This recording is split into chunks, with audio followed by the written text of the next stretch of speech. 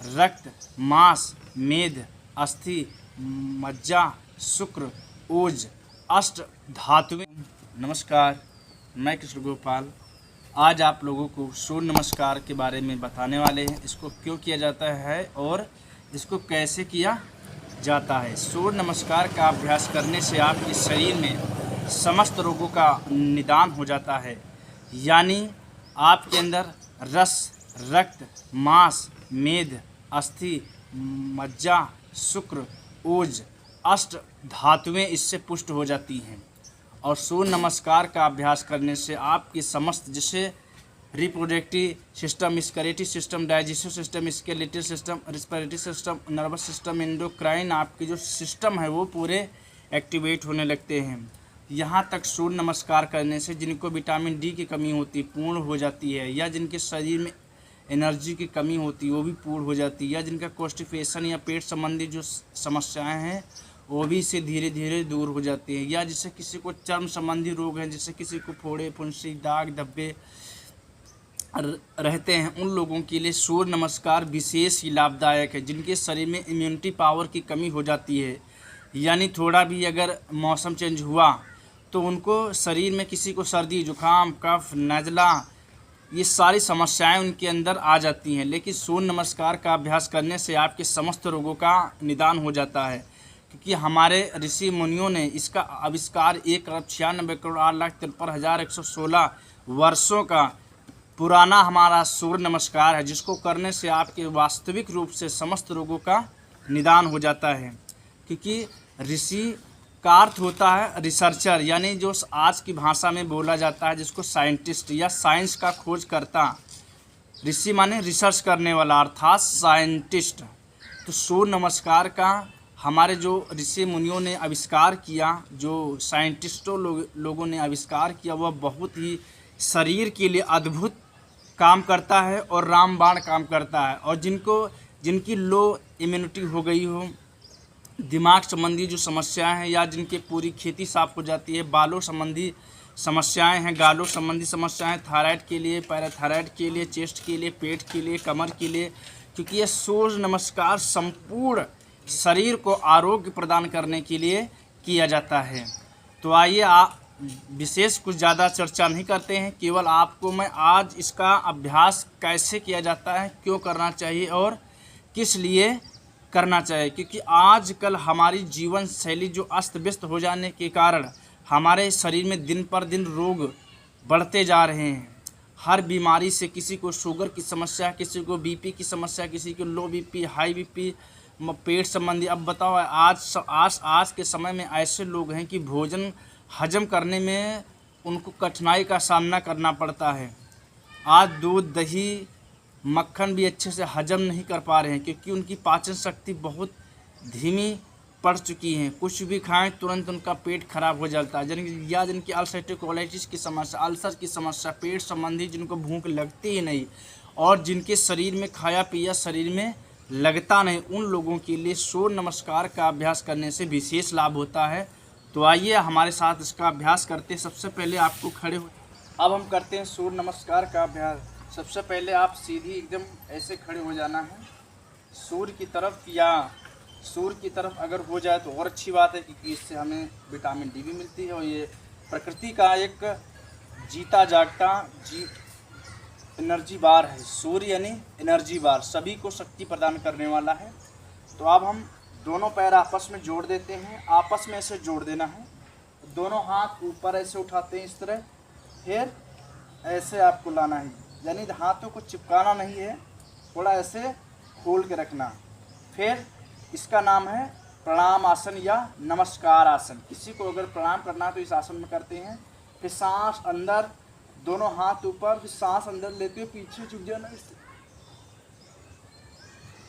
फिर सामने से हाथ एकदम सीधे रहेंगे, कमर भी सीधी रहेगी, और दोनों हाथों को जमीन से टच कर देना और सिर को घुटनों से टच करने का अभ्यास करना। इस तरह ऐसे, इसका नाम है पाद हस्तासन। फिर बायां पैर पीछे जाएगा, बायां पैर पीछे चला गया है और दाहिना पैर सामने इस तरह ऐसे आपको करना है। इसका नाम है अंजनी आसन, यानी जो हनुमान जी की माता जी थी उनसे यह आसन लिया गया है, जिसका नाम है अंजनी आसन। ऐसे फिर पीछे जाना इस तरह, इसका नाम है दंडासन, यानी ऐसे आपको रहना है कम से कम थोड़ी देर इस तरह। फिर घुटना ज़मीन से टच कर देना है। अब करना अधोमुख शवासन इस तरह, या अष्टांग आसन इस तरह, ऐसे आपको करना है। फिर सांस अंदर, भुजंगासन ऊपर इस तरह। फिर पर्वतासन इस तरह।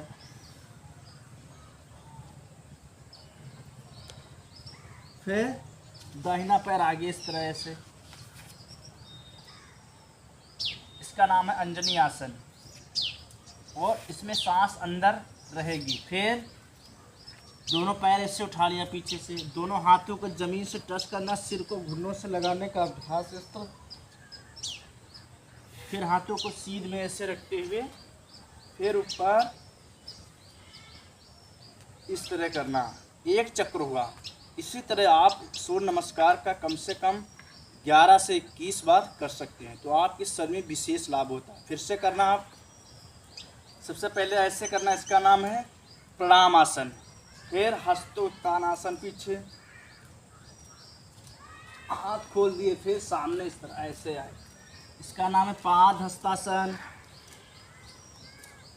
फिर दाहिना पैर पीछे, बाएं पैर इस तरह रखना, इस तरह, इसका नाम है अंजनी आसन। फिर दंडासन, फिर भुजंग, ऐसे आपको ले ऐसे करना, इसका नाम है अधोमुख श्वानासन यानी अष्टांग आसन इस तरह। फिर भुजंगासन, उसके बाद पर्वतासन, फिर दाहिना पैर आगे अंजनी आसन में इस तरह, ऐसे आपको करना है। फिर ये भी ऐसे ले आना इस तरह, फिर दोनों हाथ सीधे सीधे, कमर भी सीधी, फिर सांस अंदर। 2 बार हुआ, इसको हम आपको बता रहे 5 बार करके बता रहे हैं। अब ऐसे करना है प्रणाम आसन, सांस अंदर ऊपर, हस्तोत्थान आसन, पाद हस्तासन, दाहिना पैर पीछे, बाएं पैर पर इस तरह, ऐसे आपको करना है। इसका नाम अंजनी आसन। फिर दंडासन, फिर अधोमुख श्वानासन या अष्टांगासन, फिर भुजंगासन, पर्वतासन, फिर दाहिना पैर आगे इस तरह, इसका नाम अंजनी आसन। फिर ये भी पैर इस तरह ले आए, फिर सीधे इस तरह करना है आपको। 3 बार हुआ, 2 बार और करना है इसका अभ्यास। दोनों हाथ इस तरह रखेंगे, इसमें सांस नॉर्मल रहेगी। फिर सांस अंदर, फिर सांस छोड़ते हुए पाद हस्तासन, सांस अंदर लेते हुए अंजनी आसन, फिर सांस अंदर लेते हुए दंडासन, फिर अष्टांग आसन, भुजंगासन, सांस अंदर, पर्वतासन, अंजनी आसन, फिर पाद हस्तासन, फिर हस्तोत्थान आसन, फिर प्रणाम आसन। इसे करना एक बार,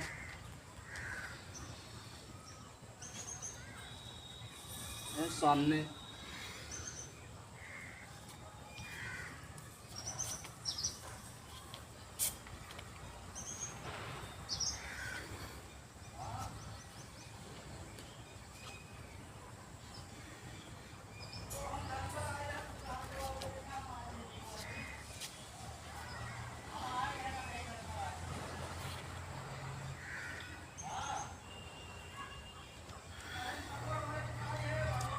अगर आप इन आसनों का अभ्यास, सूर्य नमस्कार का अभ्यास करते हैं, इसको प्रत्येक दिन 9 बार, 11 बार, 21 बार या शरीर में जितनी आपकी क्षमता हो प्रत्येक दिन आप करना। आप देखेंगे कुछ ही दिनों में आपके शरीर में चेंजिंग होना प्रारंभ हो जाएगा। आपके समस्त रोगों का निदान होने लगेगा। शुगर की बीमारी में विशेष लाभ करेगा। पेट संबंधी समस्याओं के लिए, सप्त धातुओं को एक्टिवेट करने के लिए, अष्ट चक्रों को एक्टिवेट करने के लिए सूर्य नमस्कार का प्रत्येक दिन अभ्यास करना चाहिए। ओम